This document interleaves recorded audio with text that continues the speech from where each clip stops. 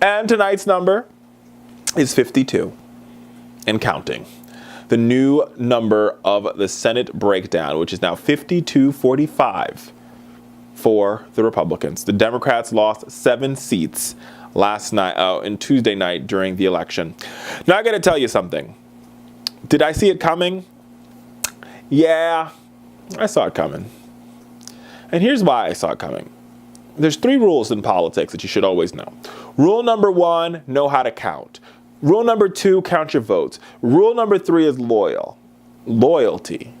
Be loyal. No matter what happens, no matter where the Gucci falls, you be loyal. That is why Democrats lost last night. Well, I think we knew how to count, but I don't think we counted our votes well enough last night, or on Tuesday night rather. I felt as though it's all a blur. This whole week's a blur. And I'm going to get into that in just a second, right? But either way, now the Republicans have control and they're seized to do what you thought they would do. They're going to repeal Obamacare for the 58th time. And then they're going to commemorate In God We Trust maybe 15 times. Oh, and then they're going to pass one of the most regressive tax policies in American history. All of this on the president's watch. Now here, listen, let me tell you something, folks. So I'm going to piss off all the environmentalists right now. You ready for it? Get ready to get pissed off. Because I really do believe that this president has got to... We've got, at some extent, listen, Democrats are down. We've got to work on a narrative that works, but let's be real.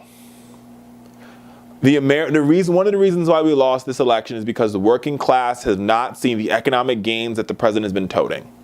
Right? You see the stock market recovered, the hedge funds recovered, all these things have recovered.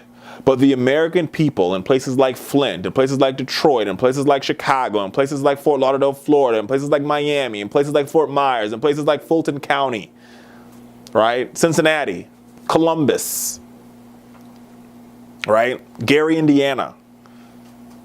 Those places have not seen the jobs. They haven't seen the recovery they expected. Now this president's pushing for infrastructure reform, which should have gotten through the Republican Party, but we didn't get it.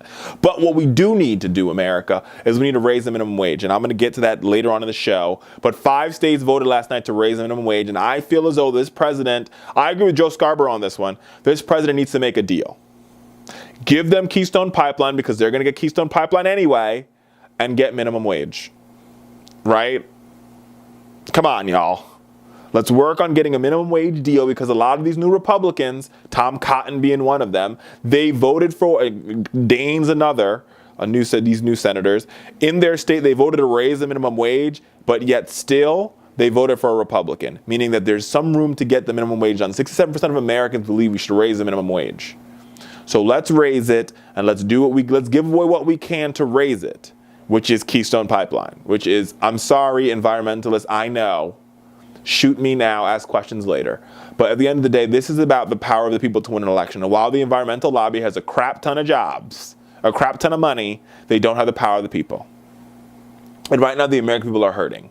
And if we raise the minimum wage, we can actually do something for the American people. We are listen, and for all those people out there who are mad at me now because I said that, be mad.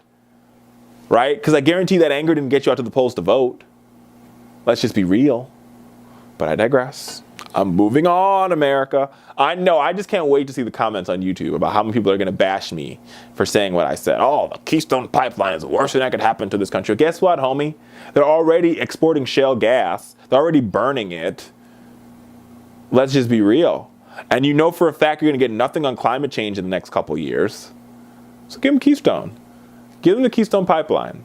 This is about compromise. Like, I'm going to be real with you. I'm not going to be the political hack of the progressive hack. I'm going to be real with you, right? Real conversations, real solutions, and that's one of them. Now,